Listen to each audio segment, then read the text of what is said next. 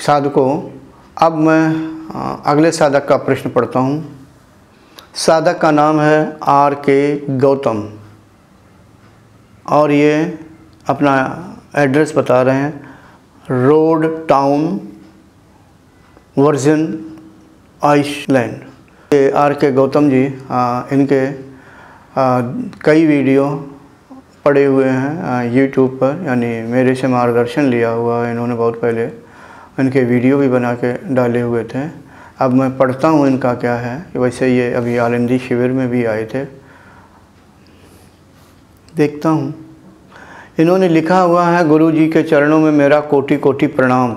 मैं ध्यान में कभी क्लॉकवाइज, कभी एंटी क्लॉकवाइज और कभी थोड़ा क्लॉकवाइज, तुरंत बाद एंटी क्लॉकवाइज में अपने को घूमते हुए आसन पर अनुभव करता हूँ।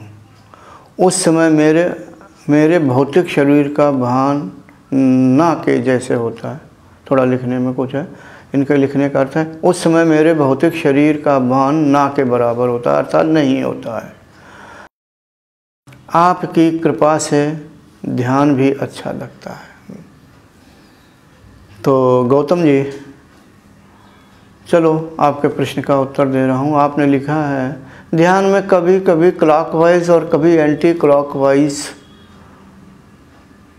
कभी थोड़ा क्लॉकवाइज यानी कभी थोड़ा और तुरंत बाद एंटी क्लॉकवाइज घूमते हैं, यानी कभी ज़्यादा घूमते हैं कभी कम कम घूमते हैं। ऐसा आप आसन में अनुभव करते हैं। ये भी लिखा कि क्लॉकवाइज फिर एंटी क्लॉकवाइज, ऐसा अनुभव करते कि हम घूम रहे हैं। गौतम जी, मैं संक्षेप में ही उत्तर देना चाहूँगा इसका। इसके दो कारण होते हैं। एक, ये जो क्लॉकवाइज और एंटी क्लॉकवाइज आप घूमते हैं, लेकिन आपने कहा कि ऐसा महसूस होता है कि अनुभव में कि मैं अंदर से घूम रहा हूँ। एक कि आपके अंदर अशुद्धता है, आपको अशुद्धता दूर करनी पड़ेगी, इसलिए ऐसी अनुभूति होती है।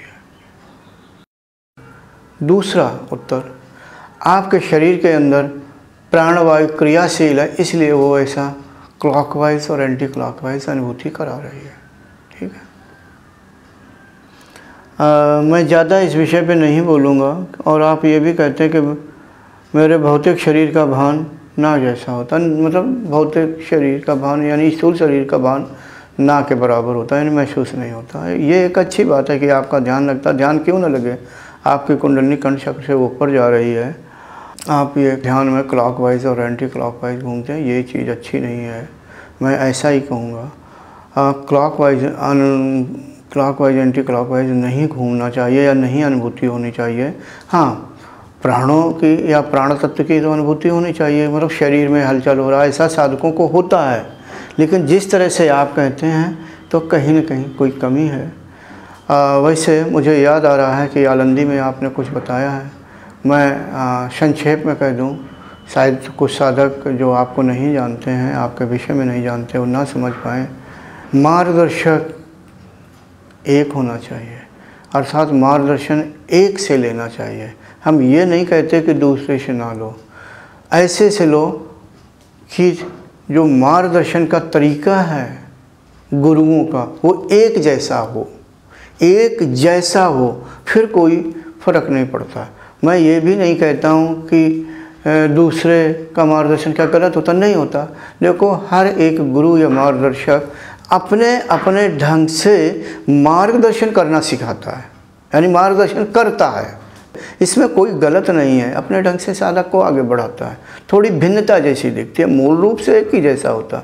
तो इसलिए मैं यही कहूँगा, एक ही गुरु से आप मार्गदर्शन लें, क्योंकि दूसरा गुरु कोई होगा तो थोड़ा बदल देगा, या उसका जो पद्धति है थोड़ी बदली हुई होती है, तो इसमें साधक नहीं समझ पाता है, तो थोड़ा उसे दिक्कत या अवरोध सा आता है। जबकि वैसा कुछ नहीं है, आपकी साधना चल रही है, करते रहिए, मगर एक से ही लीजिए। मगर यहाँ पर मैं ये कहना चाहूँगा कि आप प्राणायाम ज़्यादा करिए, शुद्धता ज़्यादा बढ़ाइए, और इधर उधर की साधना कम करिए। आप किसी से भी मार्गदर्शन लें तो, लेकिन जो आपको संतुष्ट करे। पहले तो जब आपकी कुंडलिनी आज्ञा चक्र तक जाती थी तब तो ये ऐसा कुछ नहीं होता था। शांत गहराई में बैठे रहते थे। आपके 5-6 वीडियो भी पड़े हुए और बताता ये 1 साल के अंतर आपको कुछ हुआ है। जो आपको मार्गदर्शक अच्छा लगे आप उसे चुन लीजिए, उसी को मार्गदर्शन करिए। अगर आप दूसरे से मार्गदर्शन ले रहे हैं तब आपको ये अनुभूति हो रही है तो आप उनसे भी जानकारी ले लीजिए, वो अपने ढंग से आपको समझा देंगे। आपने मेरे से प्रश्न किया, मैं आपको अपने ढंग से समझा रहा हूँ। खैर कुछ भी हो, ध्यान करते रहो, तुम एक अच्छे साधक हो और लगातार करते रहो। सात्विक ही साधना करना है। आपके प्रश्न का उत्तर हो गया। Thanks for watching. Remember to like, comment and subscribe.